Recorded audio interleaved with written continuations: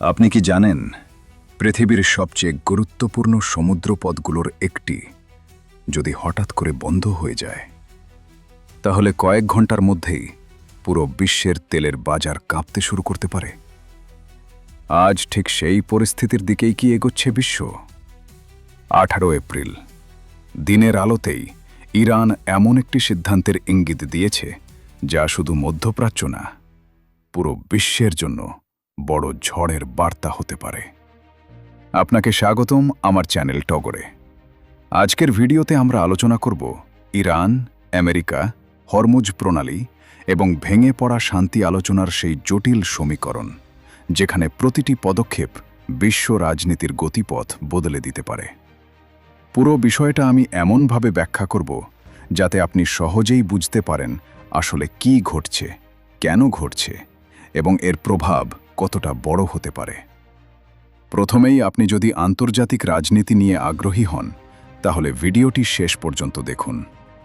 আর আপনার মতামত কি, ইরানের এই সিদ্ধান্ত সঠিক না ভুল, কমেন্টে অবশ্যই জানাবেন। এখন আসি মূল ঘটনায়।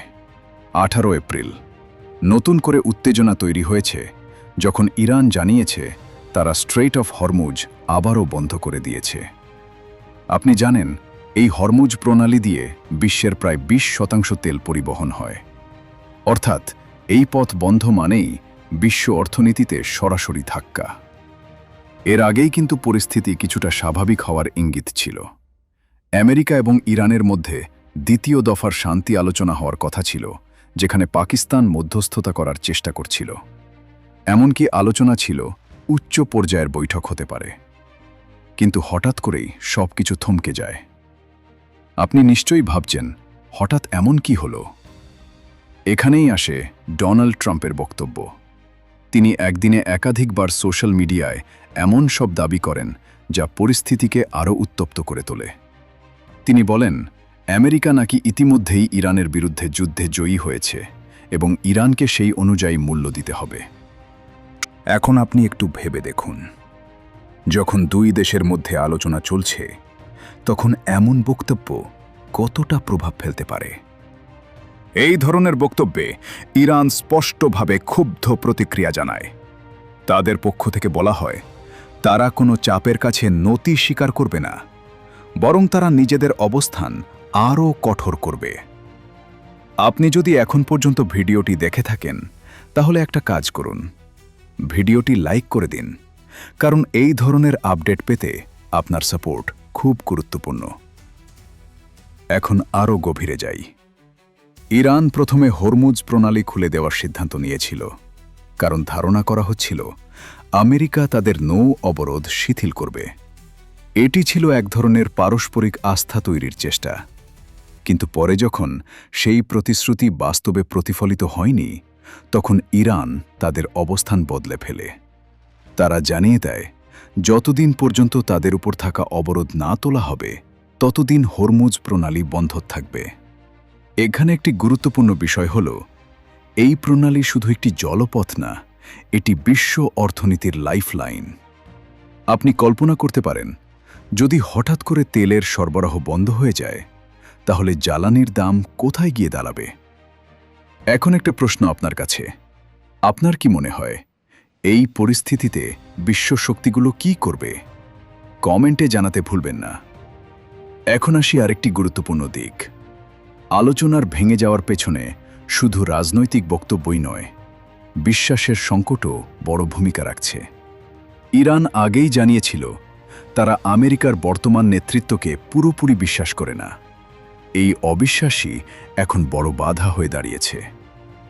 এর পাশাপাশি বিভিন্ন আন্তর্জাতিক গণমাধ্যমে এই ঘটনা ব্যাপকভাবে প্রকাশ পাচ্ছে।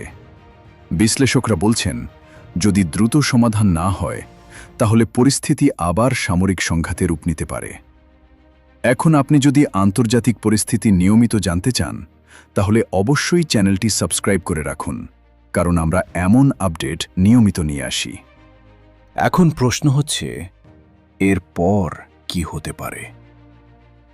একটি সম্ভাবনা হল আবারও সামরিক উত্তেজনা বাড়তে পারে, কারণ যদি আলোচনা বন্ধ থাকে এবং উভয় পক্ষ তাদের অবস্থানে অনড় থাকে তাহলে সংঘাত বাড়ার ঝুঁকি থেকেই যায়। অন্যদিকে কিছু বিশেষজ্ঞ মনে করছেন শেষ পর্যন্ত উভয় পক্ষই আবার আলোচনায় ফিরতে বাধ্য হবে, কারণ দীর্ঘমেয়াদে এই ধরনের অচলাবস্থা কারো জন্যই লাভজনক নয়। আপনি যদি পুরো বিষয়টা বিশ্লেষণ করেন তাহলে দেখবেন এটি শুধু দু দেশের লড়াই নয়, বরং এটি একটি বৈশ্বিক ক্ষমতার লড়াই, যেখানে অর্থনীতি, কূটনীতি এবং সামরিক শক্তি সব কিছু একসাথে জড়িত। ভিডিওর এই পর্যায়ে এসে আপনি যদি নতুন কিছু জানতে পেরে থাকেন তাহলে শেয়ার করতে পারেন আপনার বন্ধুদের সাথে, কারণ এই তথ্যগুলো সবাই জানে না। সবশেষে বলা যায়, 18 এপ্রিলের এই ঘটনাটি আবারও প্রমাণ করে দিয়েছে মধ্যপ্রাচ্যের পরিস্থিতি কতটা অনিশ্চিত এবং সংবেদনশীল। একটি ছোট সিদ্ধান্ত কিভাবে পুরো বিশ্বকে প্রভাবিত করতে পারে সেটাই আমরা দেখছি। আপনার কি মনে হয় এই পরিস্থিতি কোথায় গিয়ে থামবে? যুদ্ধ নাকি আবারও শান্তি? আপনার মতামত অবশ্যই কমেন্টে জানান। আজকের ভিডিও এখানেই শেষ করছি। আপনি যদি এমন বিশ্লেষণধর্মী ভিডিও পছন্দ করেন তাহলে টগর চ্যানেলটি সাবস্ক্রাইব করে পাশে থাকুন।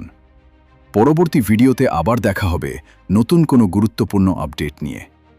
ধন্যবাদ।